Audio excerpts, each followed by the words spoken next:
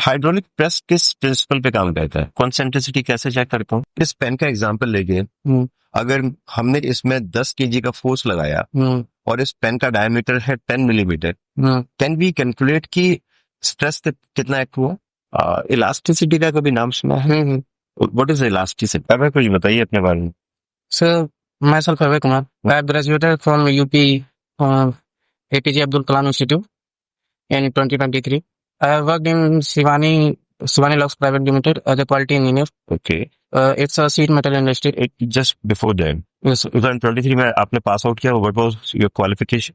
Sir, BTech. BTech, mechanical. Yes. Okay. What was the percentage? 70. Okay, please. Yes, sir. I have done. Sorry. Okay. So I have done as a quality engineer in Shivani Lux Private Limited for nearly 9 months.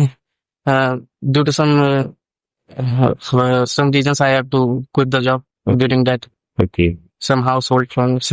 कब छोड़ा आपने Shivani locks? Sir 2023 अक्टूबर में join किया था मैंने जी। और nearly अगस्त या सितंबर में मैंने छोड़ दिया था। अगस्त 24 तक आप? हाँ, सर ऐसा ही कुछ। ओके। क्या रीजन था छोड़ने का? सर मेरे दादाजी की थोड़ी तबीयत सुनाई डाउन चल रही थी, फिर से नवंबर में उनकी डेथ हो गई थी। तो पिताजी रहते नहीं थे तो थोड़ा देखना पड़ता था मुझे। ओके। और शिवानी लॉक्स में क्या कर रहे थे आप? सर क्वालिटी एश्योरेंस में था, प्रेस शॉप में मैंने। हाँ? प्रेस शॉप में था। प्रेस शॉप में? हाँ। ओके। शुरू से लेकर आखिरी तक सारे क्वालिटी के जॉब्स जो होते थे वो। क्वालिटी इंस्पेक्टर थे आप? Yes sir. उसमें सारे प्रोसेसेस की चेकिंग, जैसे कि सर जैसे शेयरिंग हो गया, ब्लैंकिंग हो गया, फॉर्मिंग, पंचिंग, इन सबके डायमेंशंस वगैरह चेक करने के लिए कि। ओके। और अगर हम प्रेसेस की बात करें, प्रेसेस किस प्रिंसिपल पे काम करता है? कौन प्रोसेस? जो हाइड्रोलिक प्रेस की बात करें, हाइड्रोलिक प्रेस किस प्रिंसिपल पे काम करता है? सर बर्नौलीज को। आप मुझे बता सकते हैं कि हाइड्रोलिक प्रेस पे लोड कैलकुलेशन कैसे होता है? मशीन सर नहीं किया था सर, मैं क्वालिटी में था तो मैंने हाइड्रोलिक मतलब था वो, मतलब जो प्रेस शॉप में जो मशीनें थी जी, वो उसमें मैं क्वालिटी इंजीनियर था। उसके लिए जो अदर से मेंटेनेंस डिपार्टमेंट में थे वो लोग चेक करते थे इस बारे में। अच्छा। मैं केवल डाइस और जो मटेरियल थी उसकी चेकिंग के लिए था।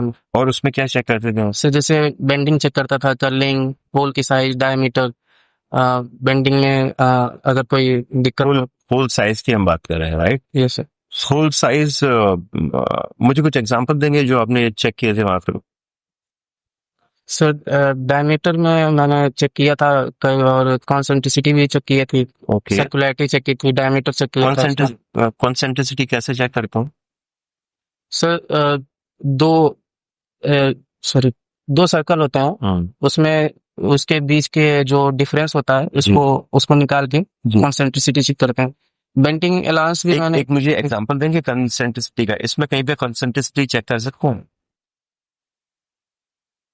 यस सर, यहाँ पे पेन के लिप में यहाँ पे दो सर्कल्स हैं, यहाँ कॉन्सेंट्रिसिटी चेक कर सकते हैं। ओके। इसमें भी थिकनेस है तो थोड़ा बहुत अगर थोड़ा दोनों का डायमीटर प्लस माइनस करेंगे तो और टॉलरेंस क्या होती थी आपकी? Sir it's variable reference. अगर जिस हिसाब से मटेरियल होता था उस हिसाब से हम लोग टॉलरेंस देते थे। जैसे कि कई सीट्स होती हैं, HRC होती है, CRC होती है, गैल्वेनाइज्ड स्टील होती है, आयरन माइल्ड स्टील भी होते हैं, ऐसा स्टेनलेस स्टील भी होते हैं। तो अलग अलग जैसे टॉलरेंस हुआ करता था। इसे नियरली 0.5 हम लोग लेते थे, फिर 0.25, ऐसे हम लोग अलग अलग। किस डायमेंशन के लिए क्या टॉलरेंस है ये हमें ये हमारे पास कोई लिस्ट ऑलरेडी अवेलेबल थी? हाँ सर, वो ये हमारे पास एज पर ड्राइंग आती है। टॉलरेंस हमारी पॉजिटिव में होती थी, नेगेटिव में होती थी? सर कभी ज्यादातर हम लोग बायलैटरल में चलते बायलैटरल। बायलैटरल। ओके। हमने और क्या सीखा है वहां पे शिवानी लॉ से? सर मैंने वहाँ पे क्वालिटी में था तो मैंने 7 PC टूल्स और अपने काइजन और 5S और मैन मशीन मटेरियल मेथड भी देख चेक किया था। उसमें फिशबोन डायग्राम, चेक शीट्स और ड्राइंग्स वगैरह देखना।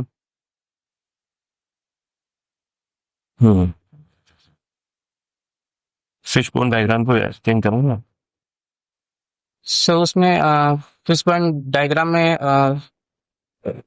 From starting to final process जो भी प्रोसेसेस होती हैं उसको एज ए फिनिश प्रोडक्ट हम लोग को रिजल्ट में शो करना होता है जी।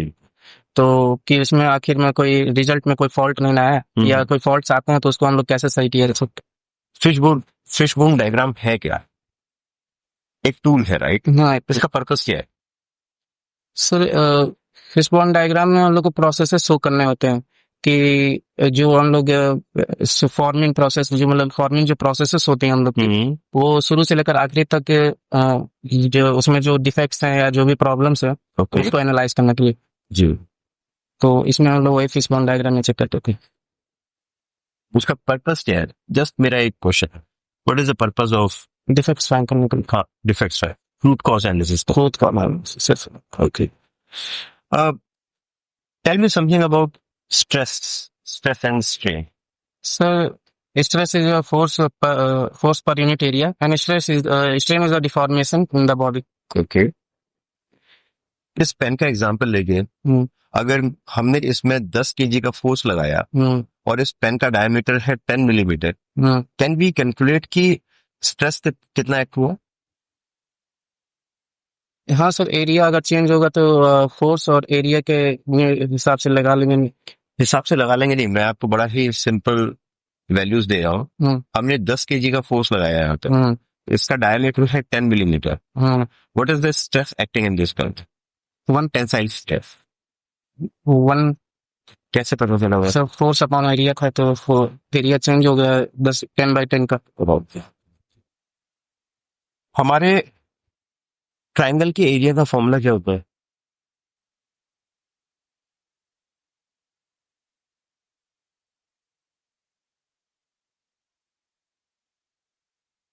सॉरी सर ये याद नहीं है।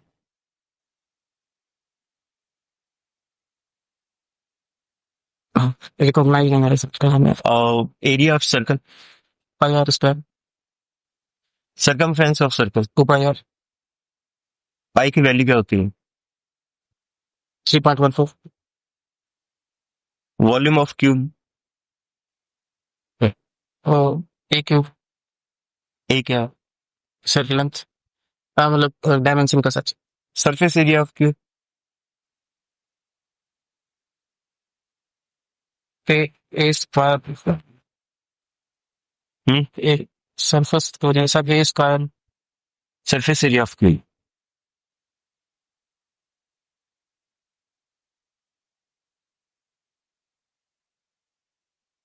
इसका सरफेस एरिया अगर हमें कैलकुलेट करना है,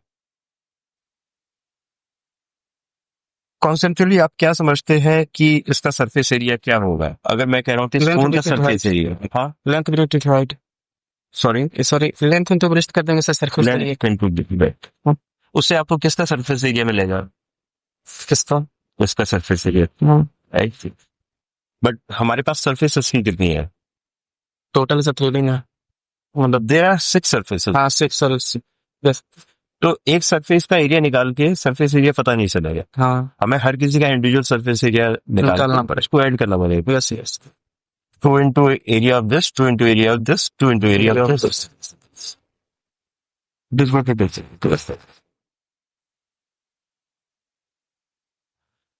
और बताइए, और हमने इंजीनियरिंग में हमारा फेवरेट सब्जेक्ट क्या था? बिकॉज देखो क्या है, हम ये डिजाइनिंग की तरफ मूव कर रहे हैं। जब हम डिजाइन की तरफ जाते हैं, what is very important is that we make sure कि हमारी technical knowledge है जो है that is meeting the expectation. Expectation है सर। So अगर हम किसी भी चीज को बनाने में सर परफेक्शन चाहिए होता है, प्रिसीजन और परफेक्शन मेन मायने रखता है, अगले को समझ में भी आना चाहिए। हम कॉन्सेप्ट की बात कर लेते हैं। यस तो जैसे हमने कहा स्ट्रेस इज इक्वल टू होता है force per unit area. Yes sir. Force है हमारे पास 10 kg and what is the area on which the force is acting? 10 इस पेन के लिए 10 मिलीमीटर का डायमीटर था, राइट? तो what was the area? 10 millimetre radius का कुछ जो 10 मिलीमीटर तो डायमीटर है। अब अगर हमें स्ट्रेन कैलकुलेट करना है तो फिर कैसे पता चलेगा? स्ट्रेन मान लीजिए हमारा टोटल लेंथ था 100 और जब हमने 10 kg का फोर्स लगाया ये 100 लेंथ इंक्रीज होके हो गया 102।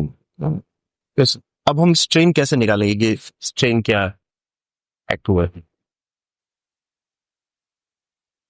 उसमें डिफॉर्मेशन शो होता है स्ट्रेन पर फॉर्मूला।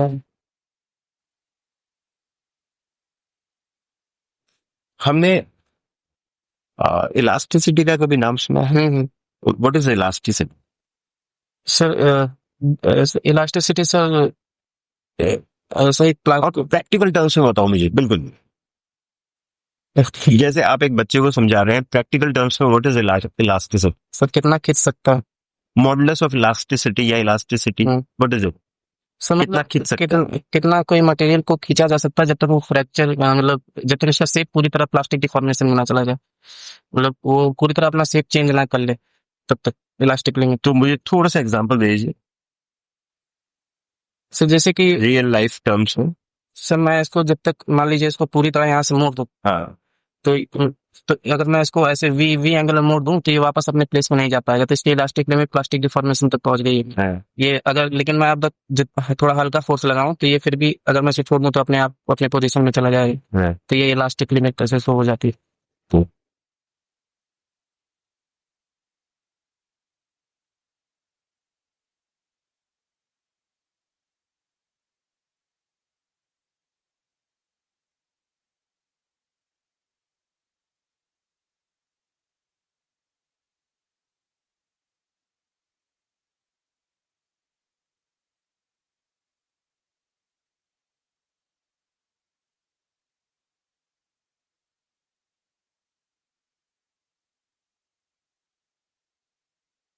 जी,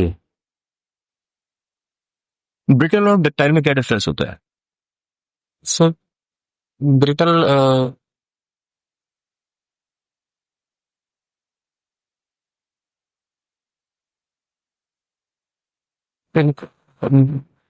ब्रिटल मटेरियल मतलब फोर्स लगाने पे उसके सेटर हो जाते हैं उसके जो पार्टिकल्स होते हैं, और डक्टाइल मटेरियल को जब तक लेंथन नहीं करेंगे मतलब थोड़ा खींचेंगे नहीं तब तक वो रहता है मतलब। थोड़ा एक्सप्लेन दीजिए।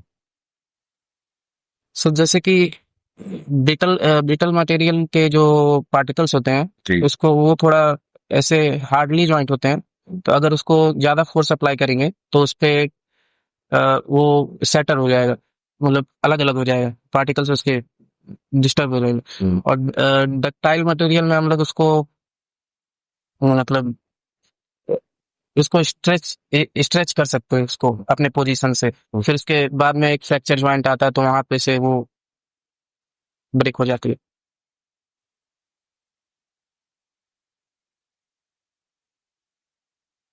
अबे इंजीनियरिंग के बेसिक्स के ऊपर क्लैरिटी लेके आना is very important. We need to touch on it. Yes if you don't then because being an engineer, अगर मैं ये आंसर आपसे this not something that I am expecting from you. अब ये देखो, need to open the books बड़ी, ठीक है? एक फिट में कितने इंच होते हैं? 12 एक इंच में कितने मिलीमीटर होते हैं? इंच में कितने मिलीमीटर होते हैं? सर 2.54 सेंटीमीटर होता है पर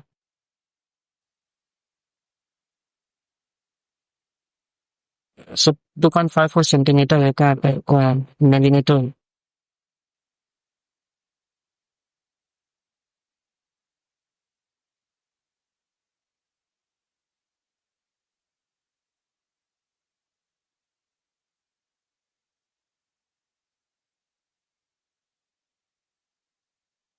एक मीटर में कितने सेंटीमीटर होता है? 1 मीटर में जी, 1 मीटर में 100 सेंटीमीटर। 1 मीटर में 100 सेंटीमीटर। और 1 मीटर में कितने मिलीमीटर होता है? 1000 1 हजार। 1 सेंटीमीटर में कितने मिलीमीटर होता है? 100 सर 10 सर 10। तो 1 इंच में कितने मिलीमीटर होते हैं? Sir 2.54 into 10 225.4। भाई आपने 1 साल इंडस्ट्री में काम किया है।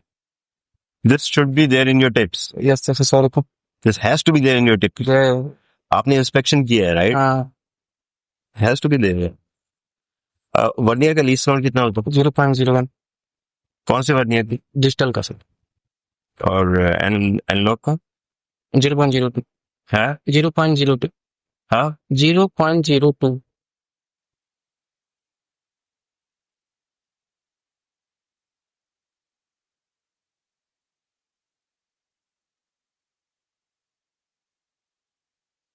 एक ट्रेन जा रही है 60 किलोमीटर पर आवर की स्पीड से।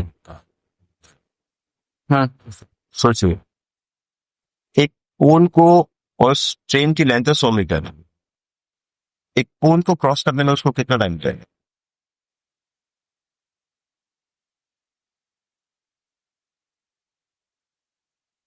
60 की स्पीड है 80 किलोमीटर पर आवर की स्पीड है, हाँ और ट्रेन की लेंथ है 100 मीटर। ट्रेन की लेंथ 100 मीटर। एक पोल को क्रॉस करने में ट्रेन को कितना टाइम? जस्ट आप मुझे कॉन्सेप्चुअली बता दीजिए, कैलकुलेशन करने की जरूरत नहीं है। How can we address this basic problem? Sir वो speed upon time speed upon distance कर देंगे तो फिर टाइम लिमिट पे तो होगा।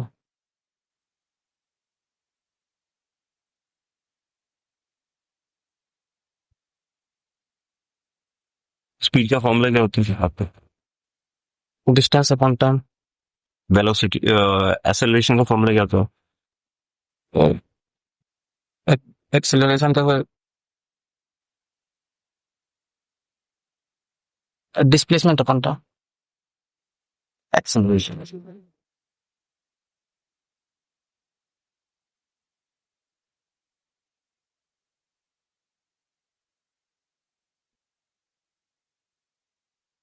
इसका फ्रिक्शन ज्यादा होगा, या एक ऐसी बॉडी जिसको हमने परफेक्टली सरफेस उसका प्लेन कर दिया है, उसका फ्रिक्शन ऑफ कोएफिशिएंट ज्यादा होगा? अगर मैंने एक फोन को या एक बुक को इस टेबल के ऊपर रखा और इसको स्लाइड करने में मुझे ज्यादा फोर्स लगाना पड़ेगा, या एक ऐसी बॉडी है जो कि परफेक्टली स्मूथ है, ये सरफेस भी परफेक्टली स्मूथ है, और इसको उसके ऊपर रखा, यहाँ पे हमें फ्रिक्शन ऑफ फोर्स ज्यादा, मतलब किसमें मिलेगा फ्रिक्शन? किसमें ज्यादा? यस, फ्रिक्शन फोर्स ज्यादा मिलेगा। इसमें मिलेगा जिसमें रफनेस ज्यादा होगी। इसमें इसमें इस वाले सरफेस में। Are you sure? अगर हमने परफेक्टली पॉलिश कर दिया सरफेस को, और टेबल का सरफेस भी परफेक्टली पॉलिश्ड है, इस और ये सॉलिड ऑब्जेक्ट है, इसको उसके ऊपर रखा, तो उसमें ज्यादा मिलेगा, उसमें ज्यादा मिलेगा? इसमें ज्यादा लोग फ्रिक्शन फोर्स का फॉर्मूला क्या होता है? सो फ्रिक्शन फोर्स डिफाइन होता है रफनेस के ऊपर, मतलब दो बॉडीज के कांटेक्ट में जो फोर्स प्रोड्यूस होता है उसको फ्रिक्शन कहते हैं।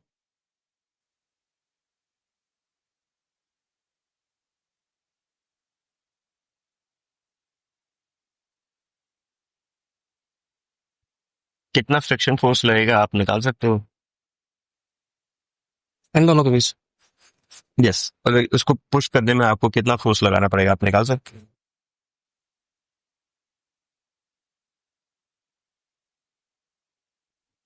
फोर्स, सो मास इनटू एक्सीलरेशन हम मैं कर सकता हूँ मास इनटू एक्सीलरेशन। तो जहां पे फ्रिक्शन पिक्चर में आता है वहां पर mass into acceleration, is it right to say? ना सर, फ्रिक्शन का हम फॉर्मूला फ्रिक्शन फोर्स की बात कर रहे हैं।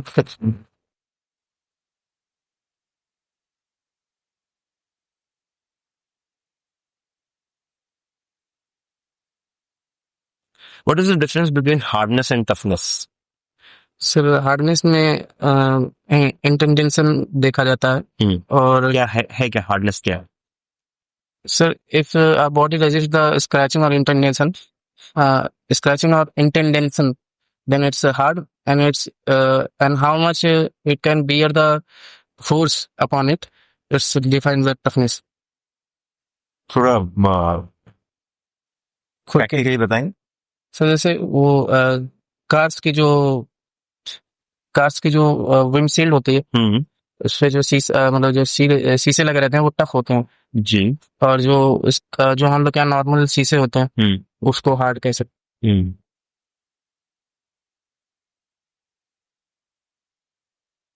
वो सिर्फ हार्ड होते हैं या टफ भी होते हैं जो कार के शीशे होते हैं? सर टफ होता है, हार्ड नहीं होते?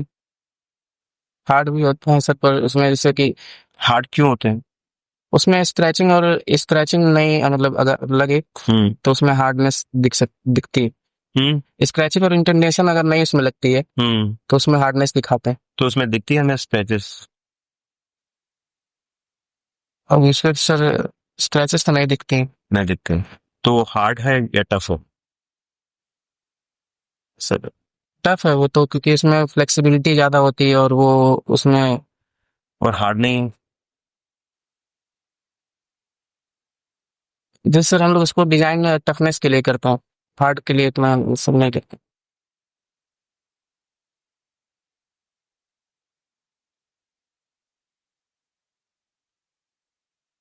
अगर हमें एक सर्कल के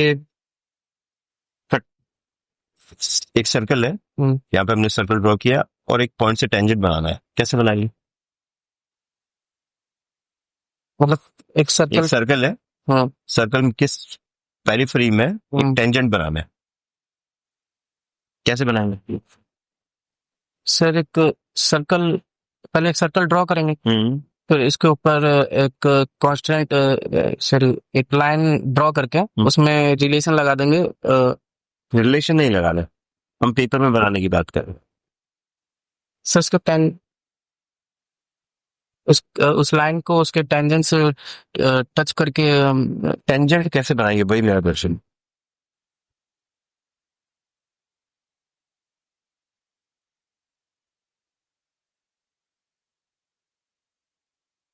सर्कल के टेंजेंट बनाना है।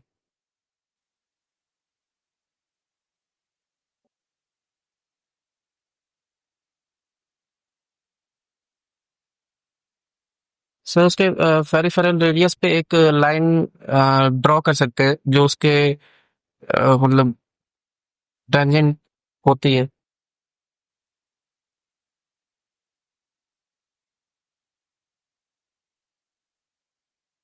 टेंजेंट होने की कंडीशन क्या होती है? हम किसी लाइन को किसी सर्कल के टेंजेंट कब बोलेंगे? सर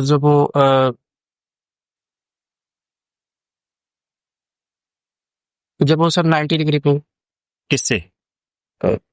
सर्कल के आउटर से। बताइएगा मुझे आपको। हम किस कंडीशन में बोलेंगे कि सर्कल एकदम से कहा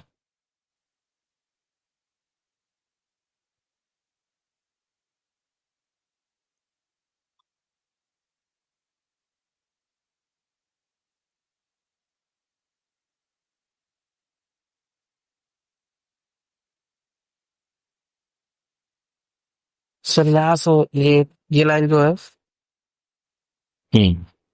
ये लाइन टेंजेंट है इसके जी। तो सर इसका और इसका जो एंगल है वो 90 डिग्री होगी। So how easy would be, अगर मुझे यहाँ पे टेंजेंट बनाना है, मैं यहाँ से 90 डिग्री की लाइन खींच दूं, that is the answer. Book की नॉलेज को अप्लाई करना is what engineering teaches us. This all what we have studied, चाहे वो ट्रिग्नोमेट्री है, चाहे इट इज, ऐसा कुछ भी नहीं है कि जो हमने अभी पिछले 2-3 सालों में या 4 सालों में पढ़ा होगा, तो हमने 10-12 में, 10 से भी पहले पढ़ा हुआ है, ज्योमेट्री है।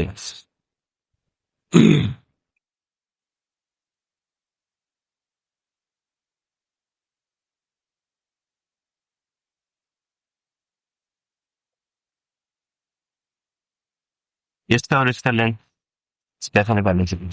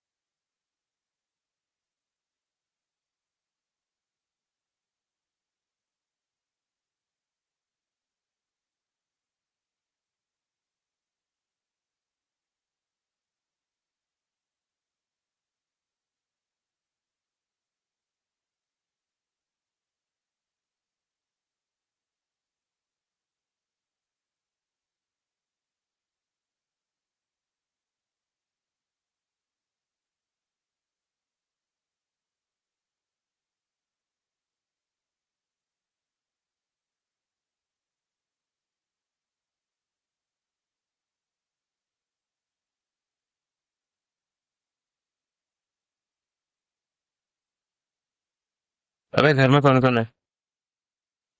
सर हम वाइफ और जॉइंट फैमिली। आप लोग कितने भाई बहन हो? बहन है, फिर मतलब 3 बहनें हैं और एक मेरा भी जल्दी एक छोटा भाई है, चाचा के लड़का, अच्छा, आप सिंगल। आप अकेले भाई हो? हाँ मैं, और आप कितनी बहन? 3 बहनें, 3 बहन। एक भाई। फादर क्या करता हूँ? टीचर। ठीक है, मैं राइट, चलिए, ओके।